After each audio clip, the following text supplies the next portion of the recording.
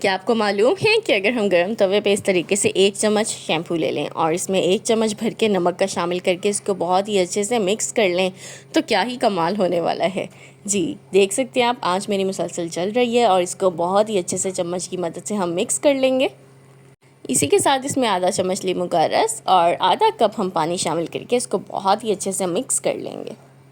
इसको मिक्स कीजिए और कमाल देखिए। इस तरीके से आपने शैम्पू, नमक, पानी और थोड़ा सा नींबू का रस लेके इसको बहुत ही अच्छे से मिक्स कर लेना। और इसी चम्मच से मैं जैसे जैसे इसको मिक्स कर रही हूँ, इसी चम्मच से मैं सारे तवे को भी अच्छे से साफ़ कर रही हूँ।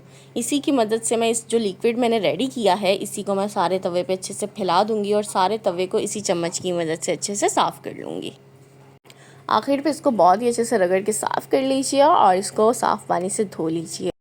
तो बस इन 4 चीज़ों से आप इस तरीके से घर पे ही अपना तवा बहुत अच्छे से साफ़ कर सकते हैं।